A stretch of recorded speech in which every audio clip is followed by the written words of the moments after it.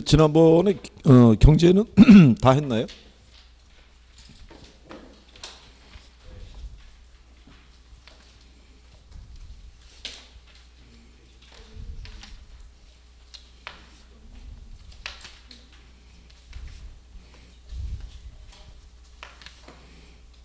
뭐 기억은 안 나시나요? 균형까지는 했나요? 균형 계산하는 거?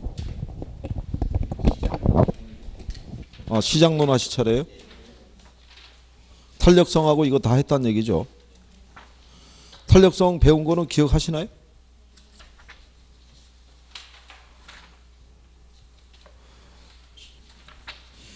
지난번에 그 거미집 모형에 대한 것까지 그래서 하시고 시장론 다음 주 정도에 한 10문제 정도만 경제편만 해서 한번 테스트를 해보는 걸로 다음 주에 그러니까 한 주 더 지나가니까 복습 겸 해서 10문제니까 한 뭐 10분만 시간 드리고 그렇죠? 답안지를 제출해 주시고 채점해서 결과는 제가 댁으로 우송해 드릴게요.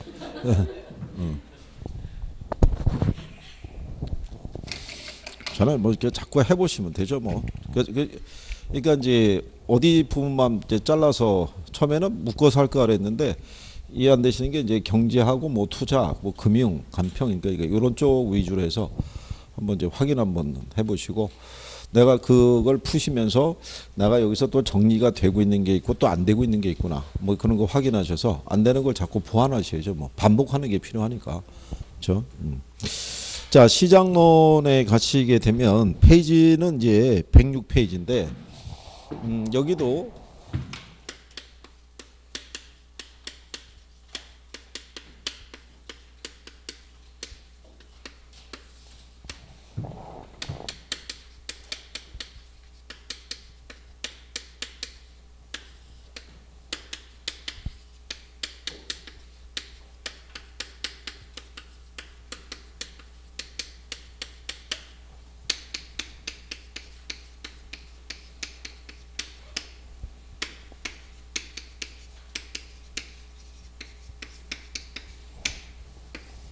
아, 1장하고 2장이 있으면 그 1장에서는 이제 나오는 게 요거 세 가지인데요. 여기서는 이제 요 시장의 이제 특성을 주로 내는데 그 기본적으로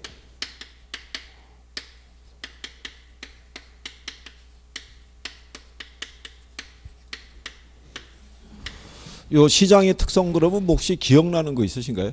부동산 시장의 특성 그러면?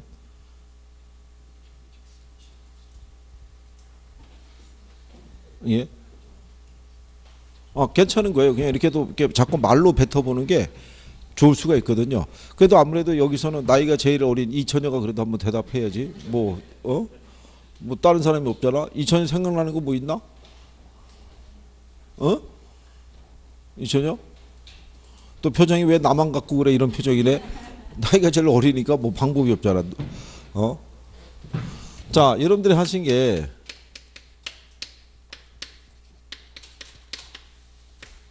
시장이 뭐가 된다라고 하냐면요. 국지화되는 거죠. 이게 일반 시장하고 틀린 점이죠. 그렇잖아요. 일반 시장은 전국적인 시장이잖아요. 그렇잖아요. 상품에 대한 질이 같고 우리가 뭐 예를 들어서 뭐 그랜저 승용차를 거래하면 전국 어디에서나 동일한 가격으로 다 거래할 수 있잖아요. 그죠? 근데 얘는 우리가 거래할 수 있는 공간 범위가 제한적이죠. 그렇잖아요. 내가 대전에다 주거를 정해야 되는데 부산으로 가가지고 부산에서 집 보고 있는 거는 있을 수가 없는 일이죠. 그렇잖아요. 그러니까 얘는 시장이 뭐가 되고 있다. 국지화되고 있다라고 그래요. 그러다 보니까 요거를 표현을 할 때 부동산 활동이 있죠. 부동산 활동을 국지화시킨다라고도 이렇게 출제를 해요. 그러면 부동산 활동이라는 건 뭐냐면 부동산을 대상으로 거래하는 것도 있죠. 거래할 수 있는 공간 범위도 일정한 지역에 국한시키죠. 그렇잖아요. 여러분들이 대전에서 특별한 일 없어서 주거 이동하면 대전시 안에서 움직일 거 아니에요. 그죠? 다른 지역의 시세나 다른 지역이 어떻게 거래되는 건 별 관심이 없잖아요. 그러니까 이런 활동도 뭐를 시킨다? 국지화 시킨다고 그래요. 국지화. 그렇죠? 그래서 부동산 시장을 무슨 시장의 성격이 있다고 그래요? 지역시장의 성격을 갖는다고 그래요. 그렇게 되면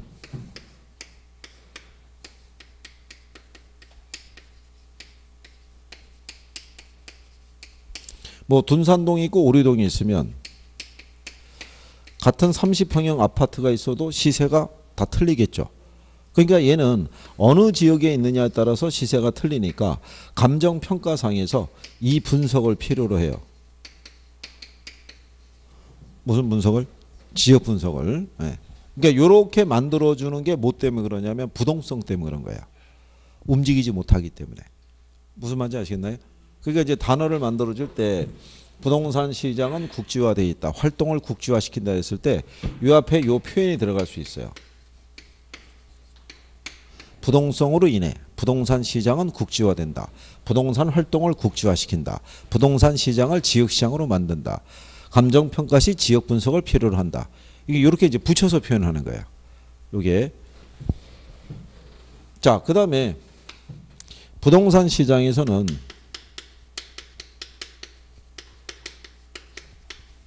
수요와 공급을 조절하기가 어렵죠.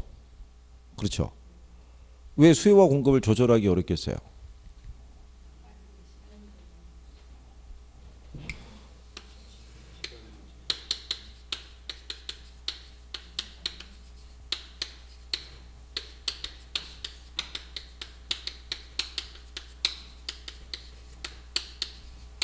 그러니까 생산할 때 시간이 많이 걸리죠. 그러니까 그 얘기는 공급이 비탄력적이라는 얘기죠. 그렇죠? 그러면 얘만 있는 건 아니겠죠. 수급 조절이 곤란한 이유는. 그렇죠? 뭐가 있겠어요?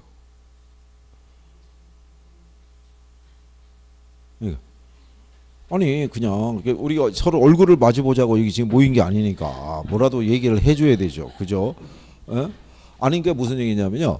이거를 내가 이렇게 쭉 될 수 있으면 지문에서 나올 거 아니에요. 그럼 이게 맞다 틀리다가 내가 보고 판단할 수 있는 거거든요. 참고로 이렇게 특성이라는 단어가 나오면 이건 외우면 안 되고 이해를 해야 돼요. 이쪽에 대한 거는. 그래서 이게 있고 내구성이 있는 거예요. 그렇잖아요. 그래서 수급 조절이 어떻게 해야 돼요? 곤란하다는 얘기는 자 수요가 줄었어요. 그렇잖아요. 그렇다고 공급 물량도 바로 줄일 수는 없잖아요. 수명이 긴 지가니까. 그렇죠? 예. 그래서 얘는 뭐라고 얘기하냐면 이렇게도 얘기하는 거예요.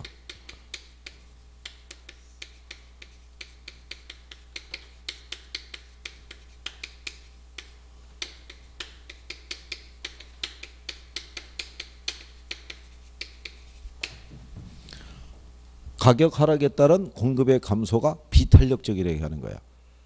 그러니까 달아 없어지지는 않잖아요. 쉽게. 무슨 말인지 아시겠죠? 그래서도 또 수급 조절이 어렵다고 또 표현을 해주는 거예요. 그러면 이제 내가 어디선가 듣기는 수명이 길기 때문에 이게 쉽게 이게 줄어들지 않는다고 배웠는데 문장이 막상 나오는 거는 가격 하락에 따른 공급의 감소가 비탄력적이다 이렇게 나오는 거죠. 그러면 나는 또 처음 들어본 얘기 같은 거죠. 그렇죠? 그런 게 이제 내포가 돼 있는 거죠. 그게. 예, 그래서 근데 이제 이걸 자꾸 이제 부딪히다 보면 이제 아 이게 그거지라고 이제 자꾸 생각하게 되는 거예요, 그죠? 예? 그 다음에 또 뭐가 있겠어요?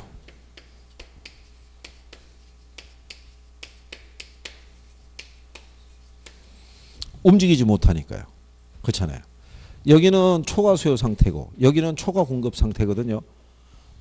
여기는 초과 수요, 여기는 초과 공급. 그러면 이건 일반 그 예를 들어서 그 뭐 가전제품 같으면은 대리점 간에 물건 밀어줄 수 있어요. 그죠? 근데 이거는 주택은 곤란하잖아요. 예, 그렇기 때문에 수급 조절이 곤란한 거예요. 그렇겠죠? 예. 그러니까 요거를 이제 왜 수급 조절이 곤란해지느냐를 갖다가 자꾸 이렇게 생각을 좀 해보시면 되죠. 그 다음에 이제 여러분들이 알고 있는 게 B자 들어간 애들이 있잖아요. 뭐 있었어요?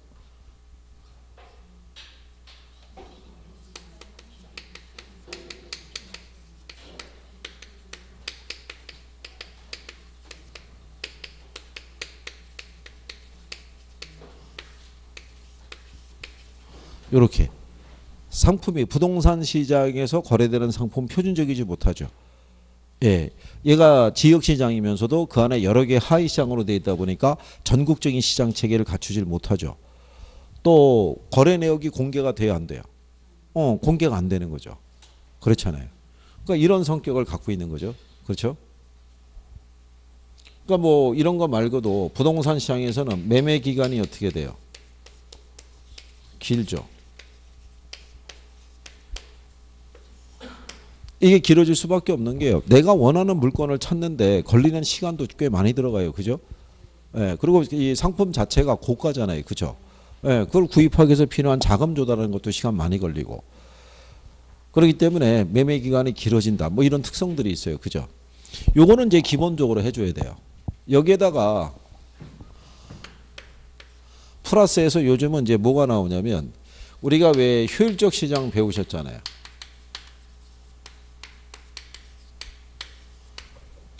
효율적 시장 안에 가면 약성이 있고 중강성이 있고 강성 이렇게 있잖아요. 그럼 부동산 시장은 어디에 해당이 돼요?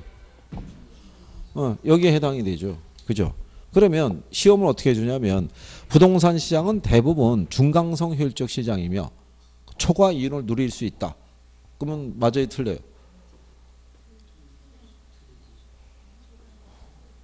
아니 맞겠죠. 네? 얘 중강성이잖아요. 현재 정보를 매개로 투자하면 정상 이윤을 얻는데 정보를 매개로 하면 여긴 초과이윤을 얻을 수 있잖아요. 그렇죠? 그러니까 부동산 시장은 대부분 중강성 시장이고 무슨 이윤을 얻을 수 있다. 초과이윤을 얻을 수 있다. 그러면 이제 맞는 표현이고 얘가 대부분 강성 그러면 틀릴 거 아니에요. 그러니까 요즘은 이 효율적 시장에 대한 것도 부동산 시장의 특성을 물어볼 때 같이 나오는 거예요. 같이. 그러니까 얘만 내는 게 아니라 이 효율적 시장에 대한 논리도 같이 들어오는 거야. 무슨 말인지 아시겠죠? 그 다음에 우리가 이제 이 주택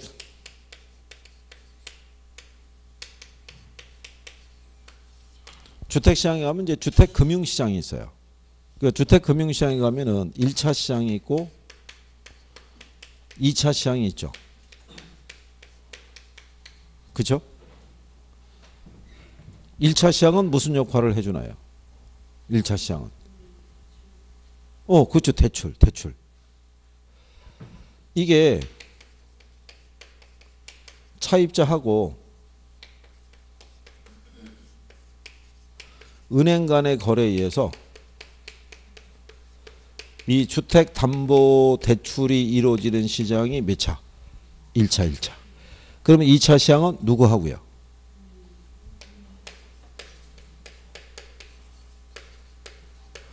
(2차) 대출 기관하고 투자자 사이에 거래가 이루어질 때 이 기관은 투자자에게 뭐를 발행해서 증권을 발행해서 조달한 자금을 공급해주는 역할을 하죠.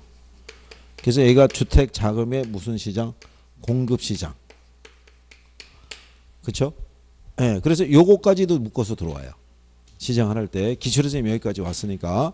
그래서 시장의 특성을 얘기를 할 때는 이런 것까지도 같이 표현을 해줘야 돼요. 그죠? 이제 그런 게 이제 여러분들에게 필요하다는 얘기고요. 드물게 경제 논리가 나올 때도 있어요. 이제 그런 것은 이제 여기서 우리가 이제 접근해서 정리하시는 거죠.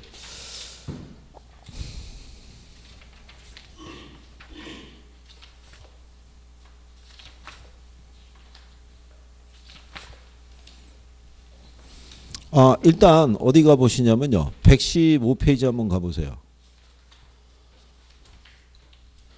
115페이지에 가면 7번에 부동산 시장의 특성에 관한 설명 중에서 틀린 것 물어봤죠. 그렇죠? 예, 1번 지문에 가면 국지화 혹은 지역화되는 경향이 있죠. 예. 그 다음에 3번에 보면 상황이 변해도 수요와 공급을 조절하는데 많은 시간이 소요되는 경우가 많죠. 또 거래와 관련된 정보가 공개되지 않거나 불안전한 경우가 많죠. 그런데 대부분 강성 효율적 시장이며 시장 참여자들은 초과이윤을 누릴 수 없다 이렇게 해놨잖아요. 얘가 틀린 거죠. 대부분 무슨 시장? 중강성 효율적 시장이죠. 그리고 초과이윤을 누릴 수 있다 없다? 누릴 수 있죠. 왜? 부동산 시장에서 거래되는 가격은 현재 정보만 반영이 돼 있잖아요. 이게 어떤 소문이나 루머만 돌아도 시세가 변한다고 그랬잖아요. 그죠? 네, 그래서 이렇게 해도 이제 여러분들에게 출제하는 거죠. 이렇게. 그러니까 이제 그런 내용까지도 이제 여러분들이 정리를 할 수 있어야 된다는 얘기죠. 이게 요즘은 그 시장을 물어볼 때요. 거기 114페이지 한번 봐보세요. 114페이지에 6번이 있죠. 6번. 부동산 시장에 관한 설명으로 틀린 거 물어봤죠. 이거 몇 회 때 나온 거예요? 그건 작년이잖아요. 그죠? 그러면 여러분들이 우리 지금 여기 효율적 시장 물어봤을 때 이 중에 모든 정보 있죠. 공표된 것이든 공표되지 않은 것이든 모든 정보가 반영되어 있는 시장은 무슨 시장? 이게 강성이잖아요. 그죠? 그러니까 여기는 투자자가 투자해봐야 무슨 이유만? 정상 이유만 얻을 수 있잖아요. 그렇죠? 그러니까 거기 6번 문제 1번 지문에 보면 중강성 효율적 시장은 공표된 것이건 그렇지 않은 것이건 어떠한 정보도 이미 가치에 반영되어 있는 시장이라고 해놨잖아요. 그럼 얘가 틀렸을 거 아니에요. 그거는 강성이지 중강성이 아니잖아요. 중강성은 현재 정보까지만 반영이 돼 있잖아요. 그죠?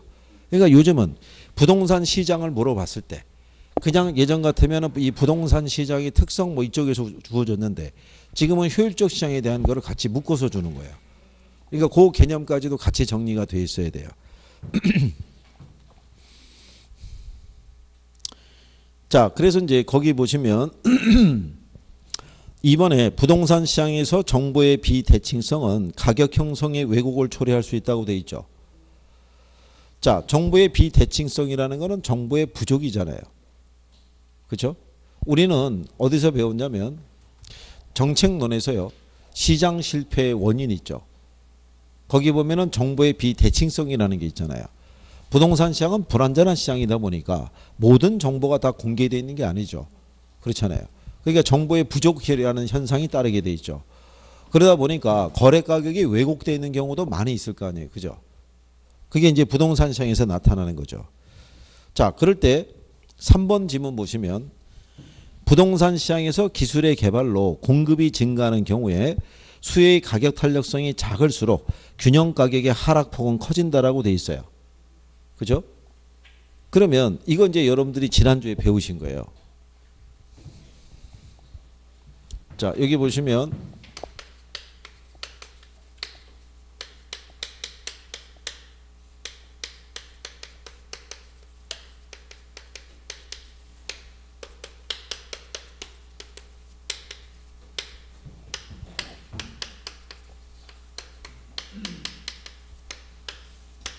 자, 공급이 증가할 때 수요가 비탄력적이면 가격은 어떻게 돼요?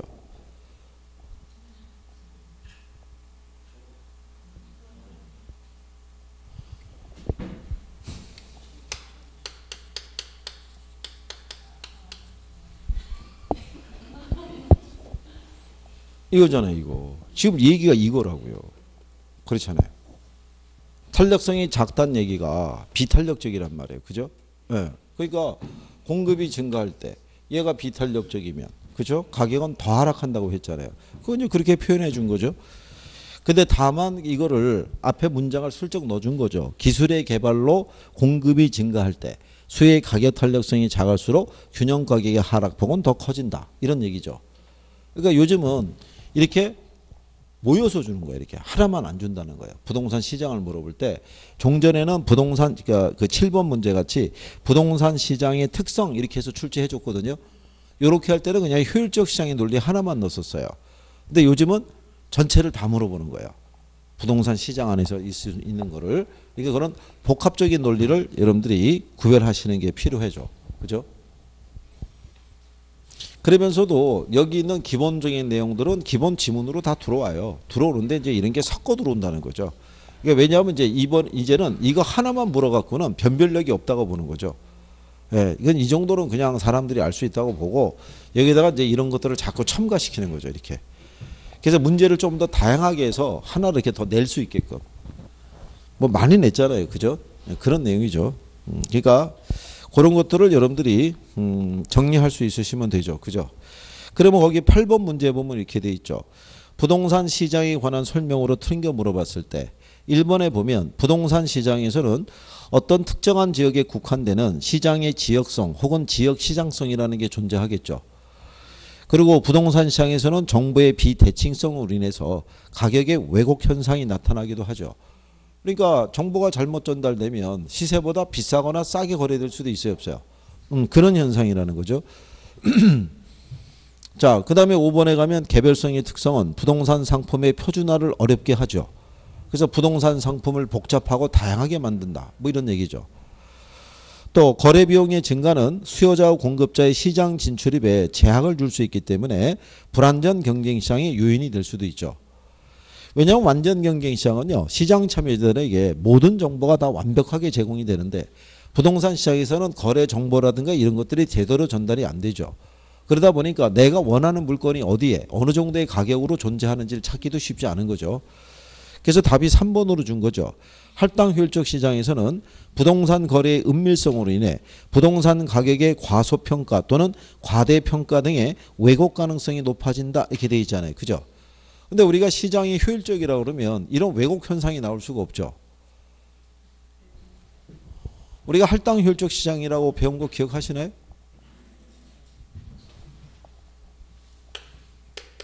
2000년 혹시 할당 효율적 시장 기억나나? 어? 한천여 할당 효율적 시장이 기억나나? 그 뭐를 할당 효율적 시장이래요?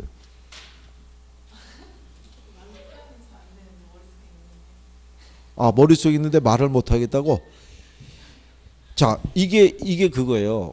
우리가 그 문제를 이렇게 딱 부딪혔을 때 있잖아요. 어디선가 본 거예요.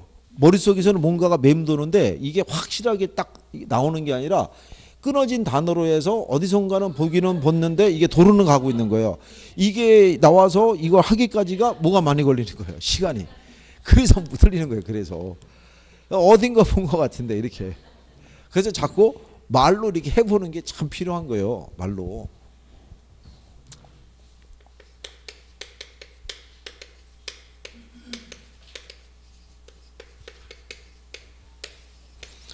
여기는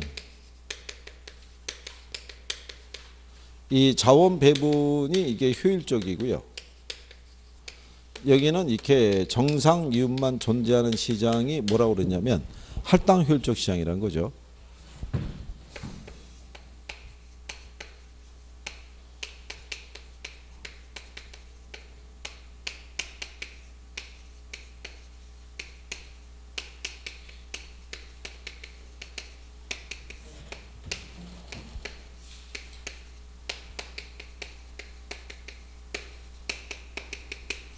이렇게 위험과 수익의 크기가 서로 같도록 배분되지 않는 시장이 우리가 할당 효율적 시장이라고 그래요.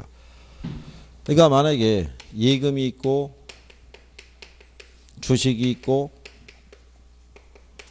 부동산이 있다면 어느 시장에 투자하든지 간에 자기가 감수하는 위험에 대한 대가만큼만 얻을 수 있는 시장이에요. 그러니까는 가치가 과대평가나 과소평가될 일이 없죠. 그렇잖아요. 그러니까 투자자는 어느 시장에 투자하든지 간에 무슨 이윤만 얻어갈 수 있어요. 정상이윤만 획득할 수 있는 거예요. 그럴 때가 이제 자원 배분이 효율적으로 이루어지죠. 어느 시장으로 쏠리지 않을 거 아니에요. 그렇죠? 그래서 우리가 이게 할당 효율적 시장이라고 이제 우리가 해본 거죠. 할당적 효율성과 균형을 이제 설명하면서. 그렇죠? 자, 그래서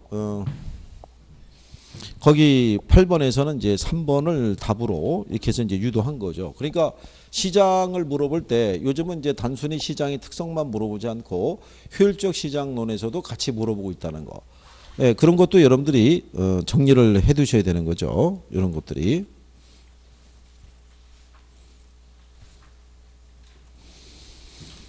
자, 그 다음에 이제 앞으로 다시 돌아와 보시면요. 106페이지에 가시게 되면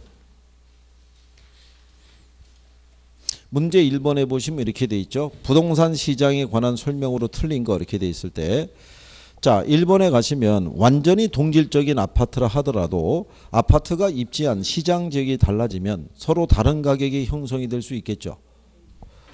자, 그러면 5번 지문에 먼저 가시면 부동산 시장은 국지성으로 인해서 동일한 가격이 형성이 된다라고 돼 있잖아요. 그럼 얘가 틀렸을 거 아니에요. 그렇죠? 지역마다 서로 다른 가격이 형성이 되겠죠. 그러니까 1번을 그렇게 주고 5번에 틀린 지문을 준 거죠. 유도를. 그리고 2번 지문에 보면 일반적으로 부동산 공급에는 상당한 시간이 소요되기 때문에 단기적으로 가격의 왜곡이 발생할 가능성이 높다는 얘기죠. 그게 이제 조금 아까 우리가 이게 생산의 장기성이 걸린다고 그러죠. 그래서 단기적으로 뭐가 발생한다고 그랬냐면 가격의 왜곡 현상이 발생하죠. 그러니까 가격의 왜곡이라는 거는요. 물건이 본래 가지고 있는 가치보다도 훨씬 비싸거나 싸게 거래되는 경우를 얘기를 해요.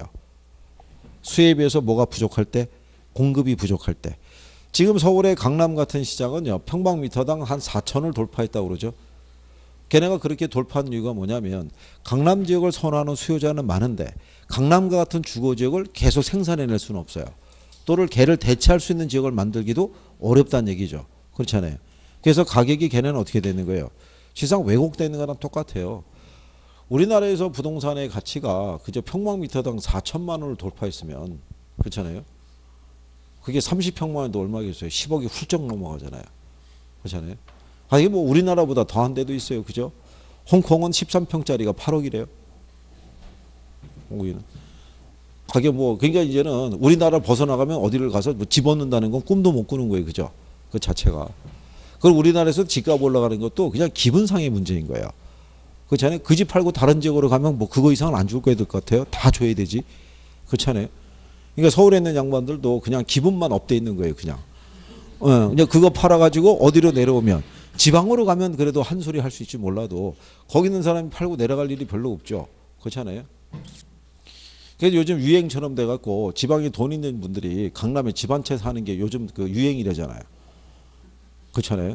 완전 무슨 장난감 사는 것도 아니고 거기다 하나 이렇게 툭 사놓으면 그래서 원래는 대전에다가 한 3채 있었는데 다 치워버리고 그냥 거기다 한 채 딱 갖다 놓는 거죠. 그럼 일단 폼이 나잖아요. 그렇잖아요. 만약에 여러분들이 오래간만에 동창회 나가가지고 그잖아요. 요즘 어떻게 지내? 아 요즘 뭐 이사하느라고 좀 바빴어. 어디로? 청담동. 그럼 더 이상 안 물어봐요. 그냥 거기서 끝나는 거예요. 이 인간 성공했구나. 이제 이런 걸로 끝나는 거예요. 그죠? 예, 이제 그걸로 모든 걸 덮어버릴 수 있는 거죠. 참. 우리라고 뭐 강남에 뭐 집 못 사겠어요. 그죠? 맘 먹으면 뭐 다 살 수 있는 거죠. 다만 우리는 주택시장의 거래 질서를 위해서 참고 있는 것 뿐이지 우리도 뭐 마음만 먹으면 바로 갈 수 있다는 얘기죠. 뭐.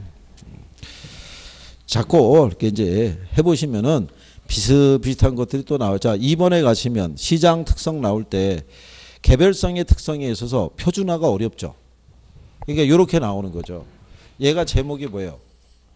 예, 비표준화인데 이거를 풀어서 이렇게 지문으로 깔아주는 거죠. 이렇게. 그럼 일단 우리는 모르는 단어는 알고 있어야 돼요. 비표준화되어 있다는 건 알고 있어야죠. 그러면 이제 대체하기가 힘들죠. 표준적이지 않으니까.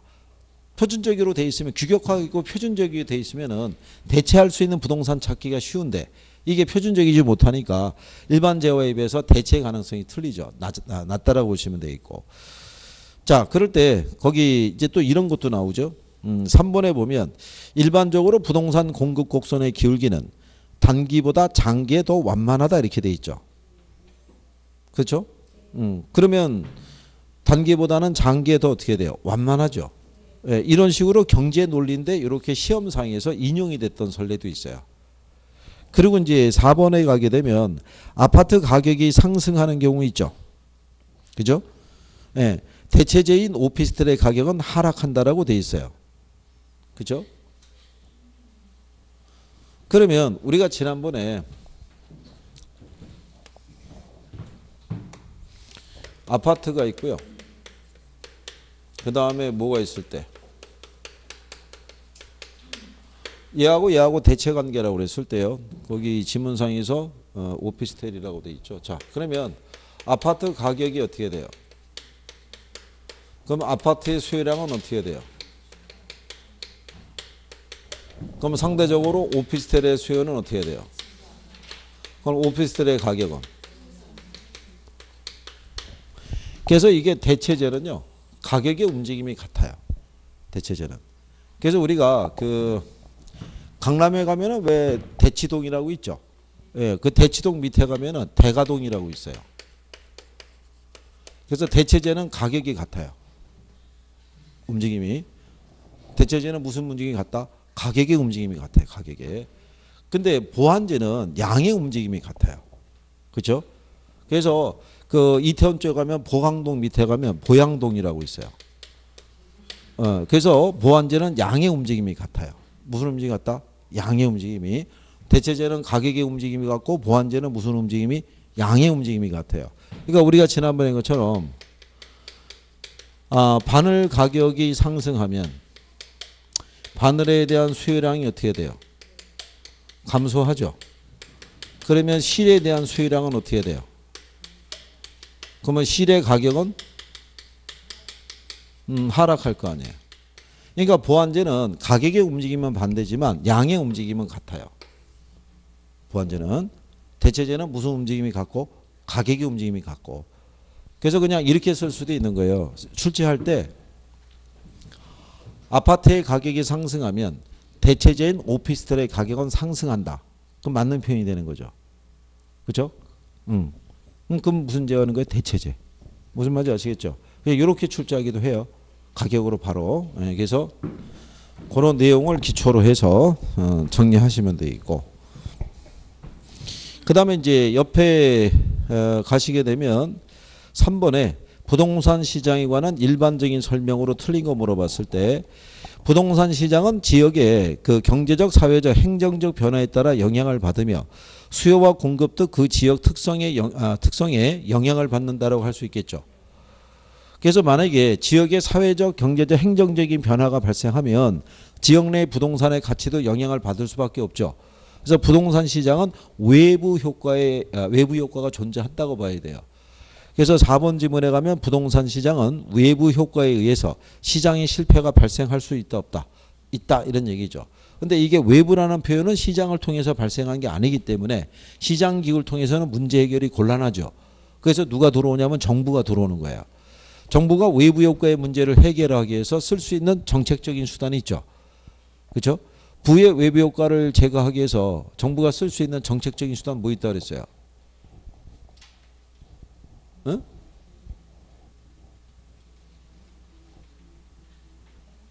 지역지구제요. 지역지구제. 그렇죠? 근데 그걸 이제 왜 해야 되냐면요. 여러분들이 보시다시피 지금 시장의 특성을 물어볼 때 이게 섞어서 내잖아요. 그냥. 그러면 원래 이 외부 효과라는 애가요.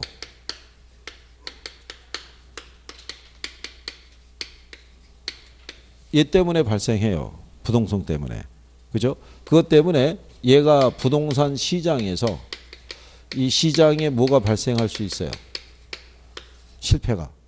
그런데 시장이 실패니까는 시장 안에서는 해결이 안 되잖아요. 그러니까 정부가 들어오는 거죠. 뭐를 가지고? 정책을 가지고. 그래서 대표적인 정책이 뭐다? 예, 지역지구제다. 그러니까 이제 이런 것들을 이제 단어 조합을 해서 내주는 거예요. 이렇게.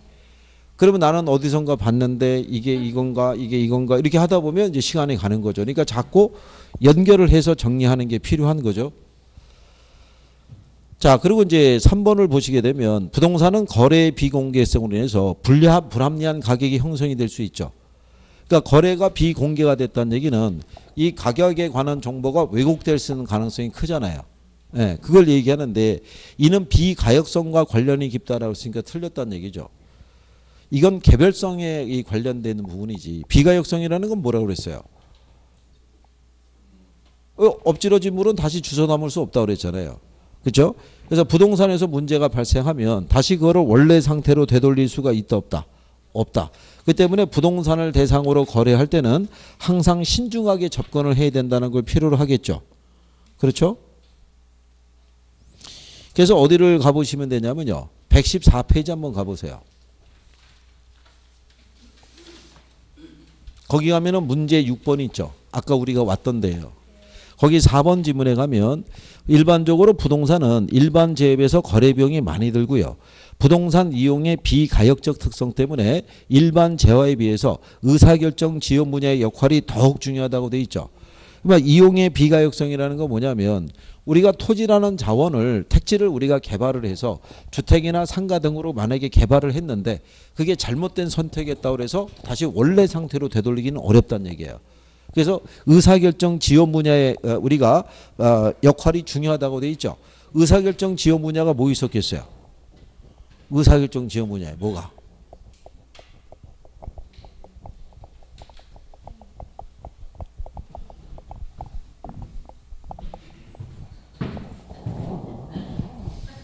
괜찮아요. 뭐 요즘 선생도 적응이 많이 돼 갖고요. 한번 물어본 다음에 하나 둘 셋 넷 다섯 하면서 돌아서는 거죠. 이제 오는 거죠.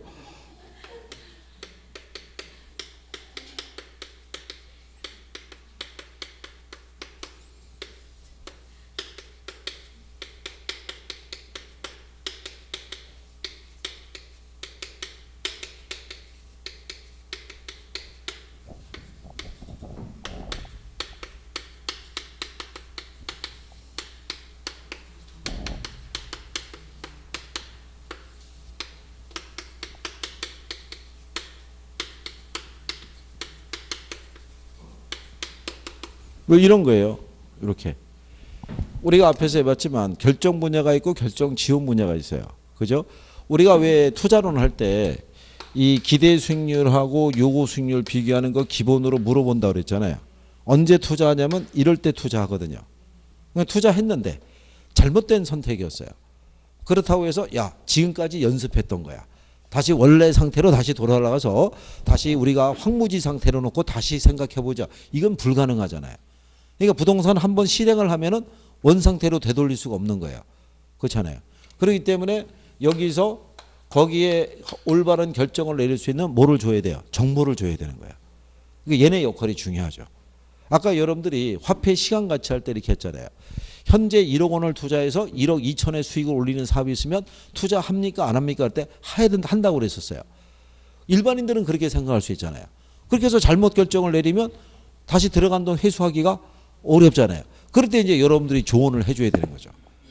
그런 걸 결정할 때는 시장 이자율도 따져봐야 되고 기간도 따져봐야 되고 이런 식으로 전문적인 관점에서의 정보를 줘야지만 그 사람이 올바른 결정을 내릴 수 있을 거 아니에요.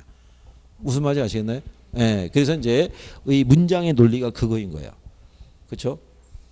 무슨 말인지 하시겠나요? 자, 그래서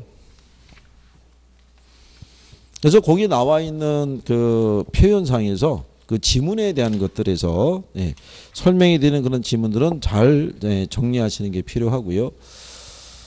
자, 그래서 이제 그런 내용이고요.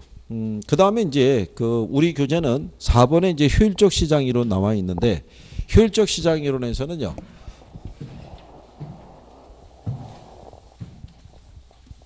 먼저 우리가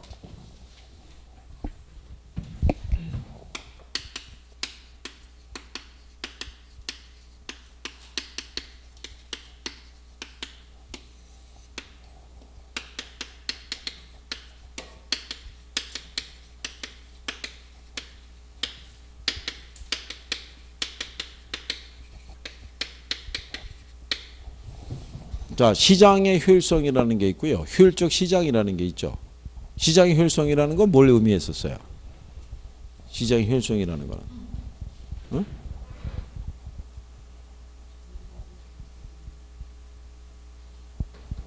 누구 기다리시는 분 있나요? 응?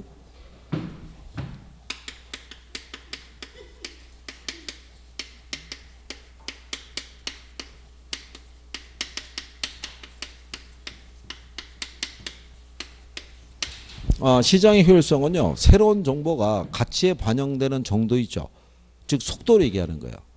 얼마나 빠르게 가치에 반영할 수 있느냐. 그럼 여러분들이 생각하시면 주식시장의 주가에 영향을 줄 수 있는 변수가 만약에 발생을 하면 그게 주가에 반영되는 속도 있죠. 이거 하고 부동산 가격의 변화에 영향을 줄 수 있는 정보가 발생했을 때 그게 가격에 반영되는 속도 있죠.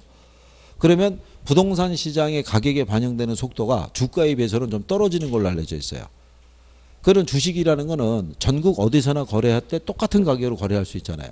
그러니까 한번 정보가 발생하면 전국에 어디에서 거래하든 간에 동일한 가격이 주가가 형성이 되기 때문에 반영되는 속도가 부동산보다는 빠른 거예요. 근데 부동산 시장에서는 거래 내역이나 이런 것들이 제대로 오픈이 안 되잖아요.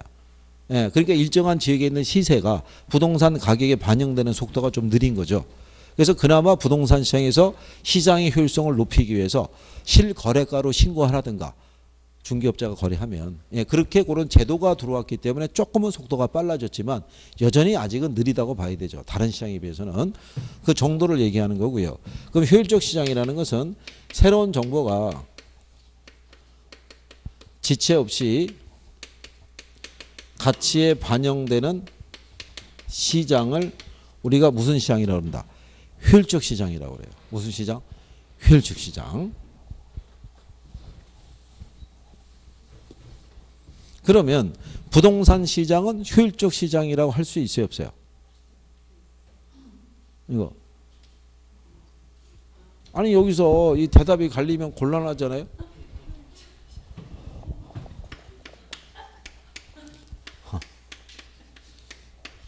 저는 또 얼굴 표정을 뵈니까 누군가가 문을 탁 열고 뒤에서 나오면서 대답을 뒤에서 해주실 것 같은 그런 착각에 빠지는 거죠.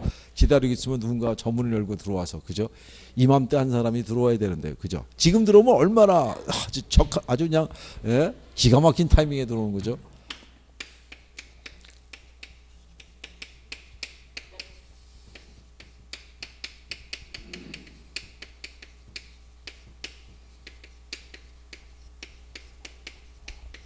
지금 선생이 기회만 엿보고 있는 거죠. 조금만 이게 선을 넘어가기 시작하면은 여기 그려진다니까요. 이거 뭔지 모르세요? 이거 이렇게 해서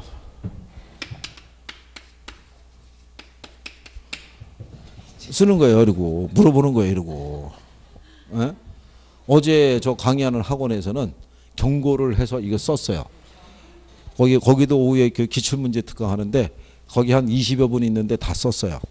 예. 써가지고 이제 물어볼 거다 라고 그랬더니 다음 주에 열심히 하겠다고 지웠어요. 일단 지우고 다시 이제 두고 봐야죠. 그죠? 뭐 진짜 물어봤으니까 막. 그래서 근데 거기도 이제 그 어르신이 계셔서 어르신은 열에 이렇게 하고 빼고 나머지만 이제 쫙 해갖고. 예. 그러면서 첫 시간이 원래 3시 수업이 피곤하잖아요.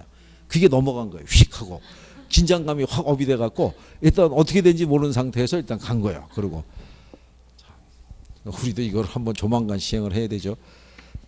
자, 부동산의 가치는 장래 기대되는 편익의 무슨 가치예요? 현재 가치잖아요. 그럼 제가 지난번에 이렇게 설명했는데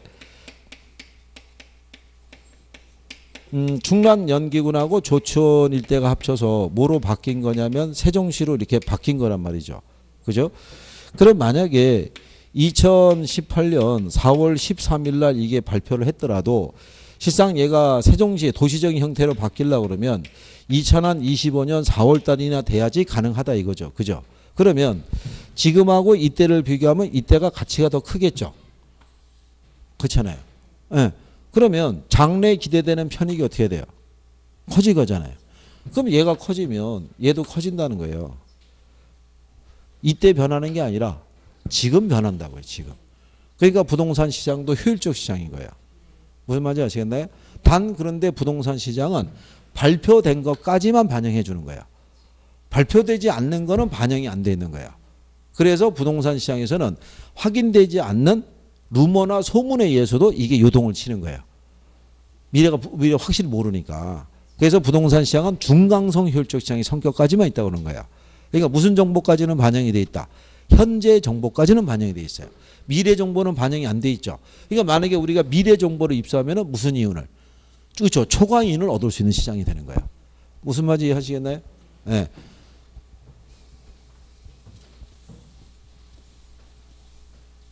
그게 이런 거예요. 이거를 지금 우리가 수업 시간까지 해서 한 3번. 작년 수업부터 따지면. 예. 그리고 이제 지금 오후에 이제 이걸 한번 했으니까 4번이잖아요. 그죠? 그러면 이게 한 번, 2번, 3번 들을 때는 무슨 말인지 잘 모르겠어요. 근데 어느 순간에 다시 들으니까 아, 이게 그거였어? 이렇게 가는 거예요. 그러니까 이게 한두 번 해서는 안 되는 거를 선생도 안 한 거예요. 그죠? 예. 그래도 계속 얘기를 하는 거예요, 얘기를. 그래서 어느 순간에 자꾸 돌다 보면 이게 하나하나씩 이제 들어오기 시작하면서 애가 이제 분리되기 시작해요. 이게, 아, 얘가 얘고 얘가 얘였어? 뭐 이렇게 가기 시작하는 거예요. 그러면서 이제 점수가 나오기 시작하는 거예요, 이제. 보이기 시작하는 거죠, 지문들이.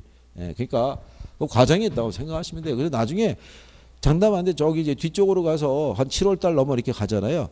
야, 내가 그때 왜 이런 거를 그때 모른다고 이렇게 깝깝해했지? 이렇게 간단한 거를 그렇게 가는 거예요, 시간이. 중요해서 지금 이게 반복이라는 거예요, 반복. 자, 그러면 여기서 이제 유형이 약성이 있고 중강성이 있고 그다음에 뭐가 있어요? 강성이 있으면 얘는 어디까지의 정보가 반영되어 있는 시장이에요? 여기는 과거의 정보. 그러면 요 시장에 참여하는 사람들이 있죠. 그러니까 이렇게 생각하셔도 돼요. 투자자들은 과거의 정보를 매개로 한 무슨 분석을 하고 있다? 예, 과거의 정보를 매개로 한 분석을 우리가 기술적 분석이라고 그러죠. 그러니까 주식시장에서 이게 차트 분석하는 거죠, 이게. 그렇죠? 주식을 이제 파는 시점과 다시 사는 시점이 있죠. 매도 매수 타이밍을 잡을 때 쓰기도 하고 그렇죠. 그래서 그러면 이거를 매개로 투자하면 얻을 수 있는 거는 무슨 이유만? 그러니까 과거의 정보는 가치에 반영되어 있는 시장인 거예요. 근데 단 이 시장에서도 뭐가 매개가 되면 현재나 미래의 우수한 정보가 매개가 되면 무슨 이윤을? 초과이윤을 얻을 수 있는 시장이고요.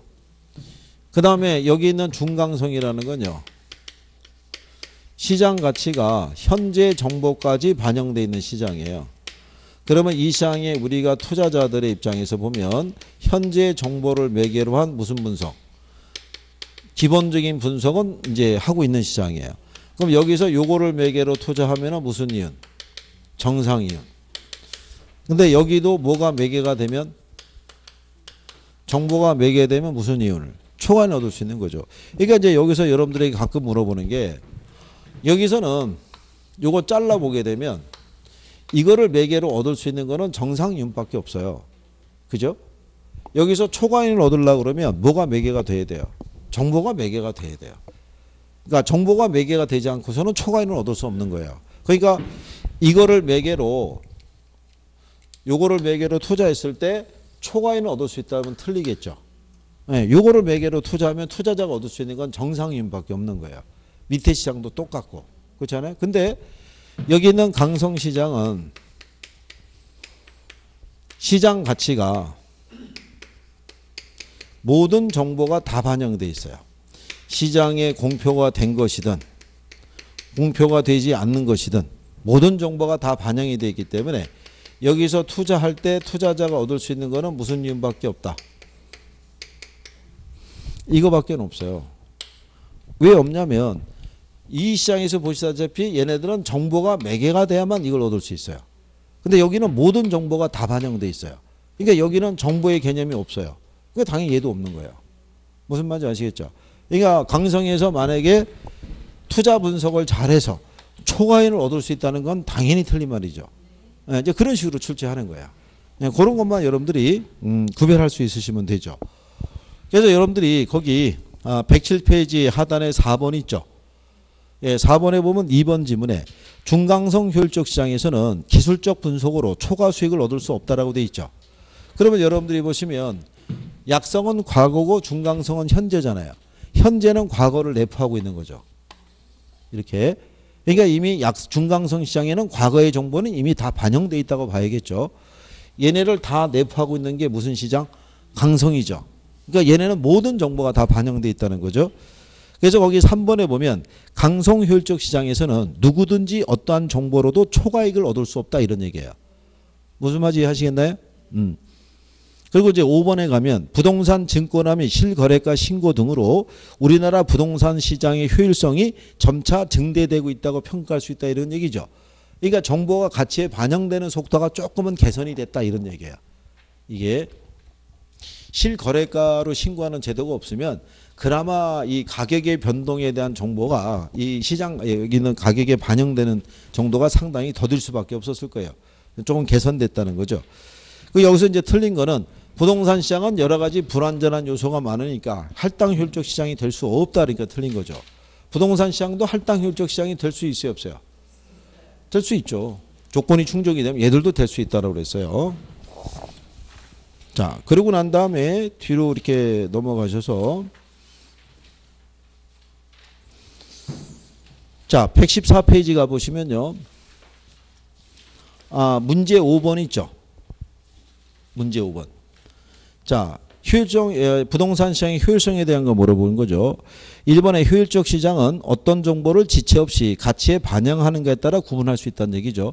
약성, 중강성, 강성은 정보 반영되는 정도에 따라 구분한 거니까요.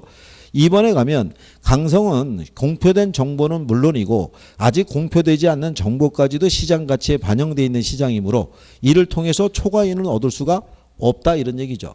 강성에서는 오로지 무슨 이유만? 정상이윤만. 자, 그래서 강성 효율적 시장이 완전 경쟁 시장의 가정에 가장 근접하게 부합되는 시장이라고 그래요.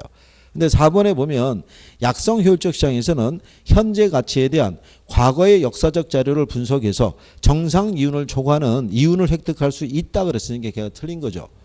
약성에서는 과거의 자료를 토대로 무슨 이윤만 얻을 수 있어요? 정상 이윤만. 그래서 5번에 보면 중강성 시장은 과거의 추세적 정보뿐만이 아니라 현재 새로 공표되는 정보가 지체 없이 가치에 반영되기 때문에 공식적으로 이용 가능한 정보를 기초로 기본적 분석을 해서 투자해도 초과이는 얻을 수 없다는 거죠. 이걸 장황하게 설명해 준 거죠. 자, 과거의 추세적인 정보 있죠. 요거는 지금 얘가 현재니까 과거를 이미 내포하고 있잖아요. 그러니까 이거 가지고는 초과인 얻을 수가 없고, 그렇잖아요. 그 다음에 이미 시장에 알려진 사실이 있죠. 공표된 정보를 토대로 한 무슨 분석. 기본적인 분석을 해서 투자하더라도 무슨 이윤밖에 얻을 수 없다. 정상 이윤밖에 얻을 수 없다는 거를 길게 표현해 준 거예요. 길게. 근데 이렇게 지문 3줄로 나온 것에서 답을 주는 케이스는 거의 없어요. 이렇게 답 주면 요걸 또 바가지로 해요. 니들이 와서 읽어봐라. 뭐 시간이 얼마나 걸린 줄 아느냐. 뭐 이렇게 하고 또 난리 나는 거예요. 그죠? 그냥 답은 그냥 간결하게 주는 게 대부분 맞다 이런 얘기죠. 그래서 여기에 대한 5, 6, 7, 8에 대한 거를 우리가 이제 확인해 봤어요. 일단 효율적 시장에 대한 기본적인 거는 아시겠어요?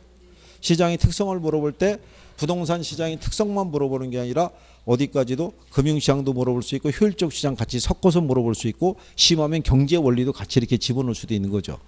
그러니까 다만 이제 문장 표현이 내가 조금씩 익숙해지시면은 훨씬 낮을 수 있다는 얘기죠. 그러니까 대신에 이제 여기서 계산하는 거 하나 있잖아요. 정보 가치 계산하는 거. 그렇죠? 예, 그것만 이제 우리가 잠깐 쉬었다 해보죠. 그리고 입지로는 가시면 되겠네요. 뭐. 그죠? 그러니까